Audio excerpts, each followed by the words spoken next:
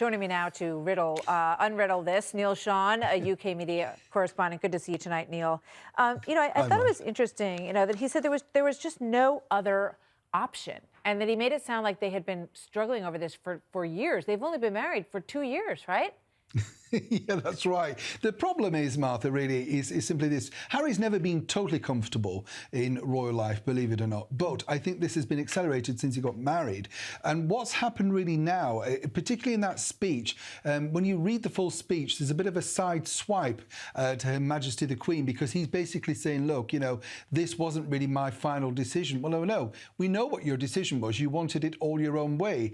And Her Majesty, the reigning monarch, thought, no, you're not. So I think she's woke up the woke prince and, of course, his wife and thought, wow, and they're not happy at all, let me tell you. Yeah, I mean, I thought it was pretty amazing that, because Frogmore Cottage will still be in the family, but they have to pay back the money that they used to renovate the whole thing. So that was just an obvious, I thought, slap on the wrist for all of the money that they spent on that. I also thought it was interesting. He said in here, in that same speech on Saturday, he said, but I hope it helps you understand what it had come to, that I would step back from my family, from all that I have ever known, he said. But I think a lot of people just still scratch their head, like, what exactly did it come to? What was so horrible? What really did ultimately prompt this, do you think, behind the scenes? I think, basically there's a lot of infighting. The royal family, for whatever we talk about them, is a soap opera, Martha. You and me both adore them, as we know.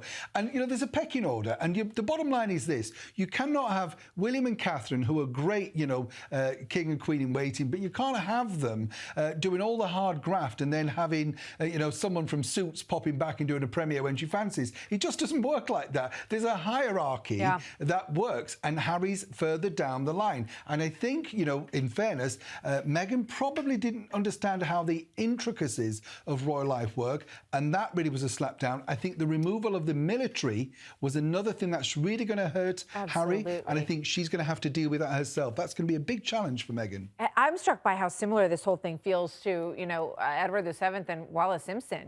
He marries the American divorcee, right? And then they just decamp, essentially, and he gives up his title. I mean, he was going to be king, but in this case, it's the rest of his titles. And they end up sort of like tromping around the country and staying in people's fancy houses and being, guests of honor at lots of parties. Is that the kind of future you envision, or something different? Do you know, my take on this is this. I think there's a great part in this, Martha, where they've got a year to sort of make it work. That's how long Prince Charles is going to fund it. I think if it's not working before a year, I think someone will advise them. If not, dare I say, one person might be returning back, maybe two, or maybe just one person alone. There's not a lot of faith in the marriage here across the UK right now. I think Meghan's got her challenges with Harry, and I think Harry's got his challenges to live beyond the royal bubble, as it were. And it's going to be a very tough time. A lot of similarities, as you rightly said. We hope that it's a happier ending than really that particular story was, because it didn't work out too great. And we might be able to watch it all on Netflix. Neil, thanks. Always good to see you. That's the story of Monday, January 20th, 2020.